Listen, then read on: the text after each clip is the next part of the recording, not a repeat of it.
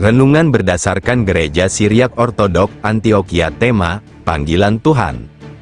Kisah-kisah tentang bagaimana Yesus memanggil murid-muridnya, semuanya diketahui baik-baik saja, dikerjakan dengan baik, dan begitu pula kisah Samuel bagaimana caranya Tuhan memanggilnya untuk menjadi nabinya di Israel.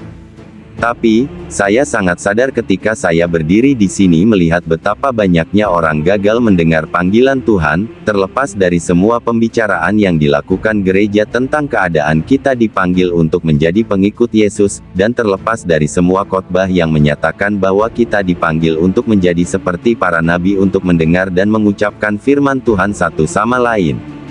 Mengapa? Mengapa banyak orang begitu? Kebanyakan dari mereka adalah orang-orang baik. Banyak di antara mereka adalah orang-orang yang sudah beriman kepada Tuhan dan menerima Yesus sebagai penyelamat mereka, percaya bahwa Tuhan tidak berbicara kepada mereka secara pribadi, bahwa Tuhan tidak mencoba membimbing mereka dengan cara tertentu, bahwa Tuhan tidak menjangkau mereka. Saya pikir jawabannya adalah orang-orang gagal mendengarkan seruan tersebut. Ya Tuhan, mereka tidak menyadari bagaimana Tuhan memanggil mereka, bukan karena panggilan itu tidak diserukan, tapi karena mereka tidak tahu bagaimana Tuhan memanggil kita, atau karena mereka membiarkan diri mereka mengabaikan panggilan, untuk itu kesampingkan saja, dan menjadi kebiasaan mengabaikan ketika firman itu datang. Pikirkan sejenak tentang anak laki-laki Samuel. Dia adalah anak yang istimewa, anugerah istimewa dari Tuhan untuk ibunya yaitu Hana. Dia dipersembahkan kepada Tuhan olehnya, dan setelah kelahirannya, ketika masih sangat muda, dia diutus untuk tinggal bersama Imam Eli di Silo.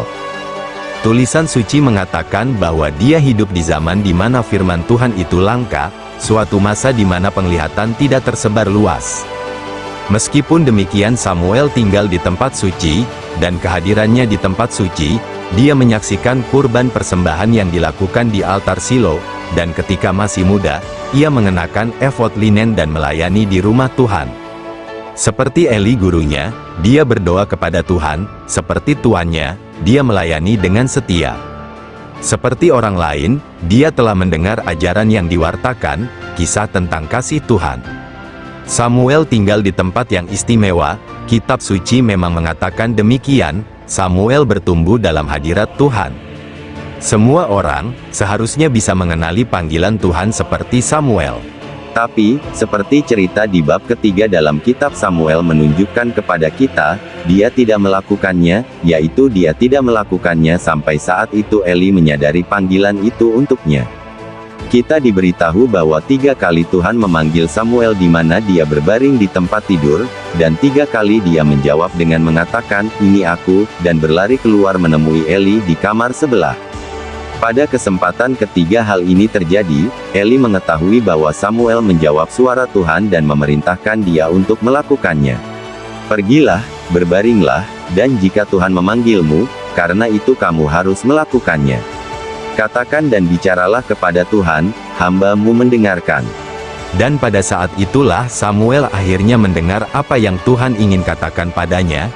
Jadi Samuel mengetahui nasib yang akan menimpa Eli. Jadi Samuel mengetahui bahwa dialah yang harus menyampaikan firman Tuhan itu kepada orang lain. Betapa miripnya kita dengan Samuel, tinggal dan berada di tempat yang istimewa, mendengarkan kisah kasihnya, dan melayani dia di rumahnya dan di dunianya. Bagaimana kita seperti Samuel yang didedikasikan untuk Tuhan?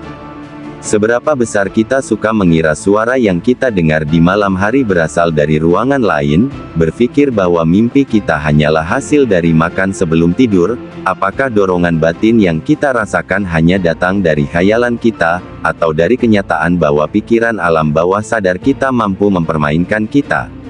Tuhan memanggil kita dengan berbagai cara. Tuhan berbicara kepada kita dalam berbagai bentuk. Dan hampir semuanya lembut, hampir semuanya halus, hampir semuanya itu adalah bisa disalahartikan sebagai hal lain sampai kita mengindahkan panggilan itu, maka kita menemukan kuasa Tuhan ada di dalam dan di belakang mereka. Hal itulah yang terjadi dalam pelajaran Injil hari ini. Kekuatan di belakang panggilan Tuhan ditemukan oleh orang yang memutuskan untuk mendengarkannya.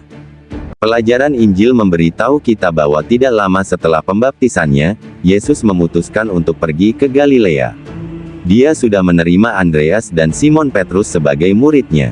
Saat dia bersiap meninggalkan Betania untuk pergi ke Galilea, Yesus keluar dan menemukan Filipus. Dia mencarinya seperti dia mencari Samuel, dan dia berkata kepadanya, "Ikuti aku."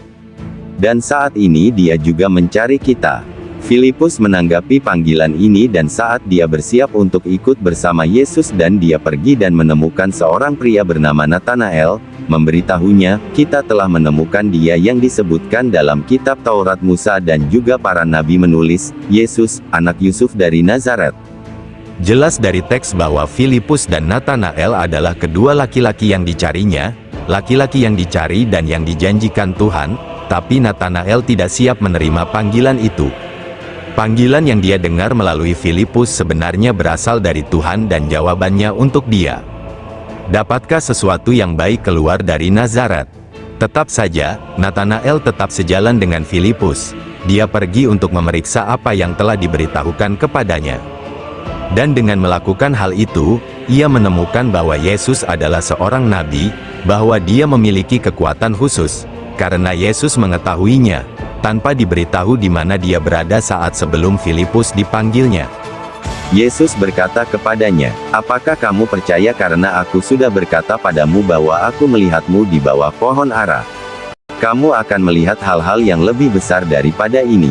Sesungguhnya aku berkata kepadamu, kamu akan lihat surga terbuka dan para malaikat Tuhan naik dan turun ke atas Anak Manusia." Apakah kita sesama pencari mendengarkan? Apakah kita memeriksa panggilan yang mereka serukan kepada kita? Panggilan untuk bertemu Tuhan di tempat dan waktu tertentu, panggilan untuk menemukan apa yang selama ini kita cari? Jika sekarang saya terlalu memuji Anda semua, beritahu saya, karena ketika saya melihat di sini pada hari Minggu pagi saya melihat orang-orang yang setia.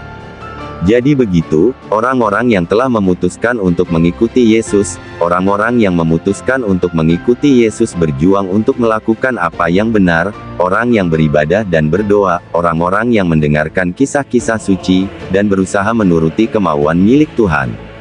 Saya melihat orang-orang seperti Samuel, Filipus dan Natanael, orang yang bekerja untuk Tuhan. Namun tetap saja, saya bertanya-tanya, ketika saya melihat Anda, berapa banyak dari Anda yang percaya bahwa Tuhan telah berbicara kepadamu? Berapa banyak dari Anda yang percaya bahwa Tuhan punya cara secara pribadi memanggil Anda untuk melakukan apa yang Anda lakukan? Dan di antara mereka yang mempercayai hal ini, berapa banyak yang percaya bahwa Tuhan itu masih ada bersamamu, membimbingmu, setiap hari? Tuhan memanggil kita semua, Dia memanggil kita semua. Dia memanggil kita bukan hanya untuk mengikutinya, Dia juga memanggil kita untuk melakukan dan mengatakan hal-hal tertentu, waktu-waktu tertentu. Dia memanggil kita untuk menempuh jalan tertentu bersamanya. Jalur yang serupa, namun tidak identik dengan jalur semua murid, rasul dan orang suci sebelum kita. Tuhan punya rencana untukmu. Tuhan berusaha membimbing Anda, dan panggilan itu bersifat pribadi. Tuhan mencari Anda, seperti Yesus mencari Filipus. Tuhan memanggil Anda dengan nama Anda, sama seperti Dia memanggil Samuel dengan namanya. Suara Tuhan memanggil dalam mimpi kita, Dia memanggil orang-orang yang mencoba membantu kita menemukan jalan kita. Dia memanggil melalui pasangan kita dan rekan kerja kita. Dia memanggil ketika kita berhenti sejenak untuk membaca firman-Nya, atau untuk merenungkan. Dia memanggil ketika kita mencoba memutuskan apa yang harus dilakukan selanjutnya. Dia memanggil ketika kita memandang ke langit. Dia bahkan memanggil kita ketika kita berdoa. Anda tahu, banyak orang berbicara kepada Tuhan, mereka berdoa kepadanya, tanpa pernah benar-benar mempertimbangkan bagaimana jawaban Tuhan untuk mereka, tanpa secara serius mempertimbangkan bagaimana mereka seharusnya mendengarkan untuk Dia. Ini seperti mereka mengangkat telepon untuk berbicara dengannya, dan bukan hanya dipegangnya, dan menahannya. Tuhan memanggil kita untuk suatu tujuan, yaitu tujuan yang baik.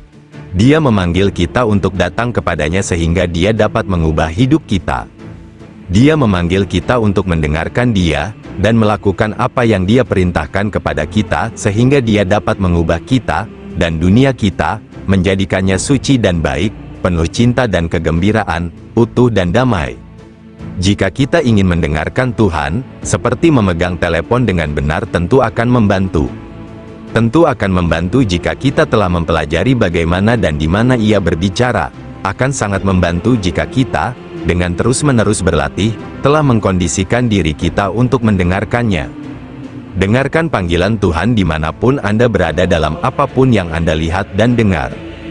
Baik itu dalam mimpi yang baru saja Anda alami, dalam pesan seorang pengkhotbah yang baru saja Anda dengar, dalam suara pelan di pantai yang Anda dengar di dalam diri Anda pada saat itu, atau dalam kata-kata seorang teman yang menceritakan kepada Anda bagaimana Tuhan telah memperlakukan dia, dan menurutnya apa yang ingin Tuhan katakan kepada Anda. Itu terjadi ketika Anda menjadi anggota gereja yang Anda kenal. Itu terjadi ketika Anda berkumpul dengan rekan-rekan seiman. Kadang-kadang mereka berbicara kepada Anda tentang Tuhan. Kadang-kadang mereka mempunyai pesan dari Tuhan yang dimaksudkan khusus untuk Anda. Dengarkan juga kitabnya, dan nilailah hal-hal yang Anda dengar berdasarkan buku dan roh yang ada di dalam diri Anda. Periksalah peristiwa-peristiwa di sekitar Anda dan berdoalah untuk itu. Lihatlah dan dengarkan, dan saya berjanji kepada Anda bahwa Anda akan mendengar suara Tuhan, Anda akan mendengar panggilannya. Dengarkan dan kemudian lakukan apa yang Anda rasakan atau yakini bahwa Anda telah dipanggil untuk melakukannya, dan jika itu adalah kata yang benar, dan sering kali memang demikian, Anda akan merasakan kekuatan yang ada di balik kata itu, di balik panggilan itu. Anda akan melihat hal-hal terjadi seperti yang dijanjikan, Anda akan melihat perubahan yang baik. Anda akan melihat Tuhan dimuliakan dan orang-orang yang hanya mengejar keinginannya sendiri direndahkan. Anda akan melihat belas kasihan dan rahmat, penghakiman dan pembenaran, atau Anda akan melihat kehidupan baru muncul dari abu dan harapan baru muncul dari keputusasaan. Dengarlah, dan seperti yang Yesus janjikan kepada Natanael, kamu akan melihat surga terbuka dan para malaikat Tuhan naik dan turun ke atas Anak Manusia. Dengarkan, dan Anda akan menemukan apa yang Anda cari. Marilah kita berdoa. Ya Tuhan, kami tahu bahwa Engkau memang memanggil kami, bantulah kami untuk mendengarkan panggilan-Mu, bantu kami untuk dapat mengenalinya dan menerimanya. Bantu kami menemukan kata-kata pribadi-Mu untuk kami, tuntutan pribadi-Mu terhadap kami, keinginan pribadi-Mu untuk hidup kami. Kami memintanya dalam nama Yesus. Amin.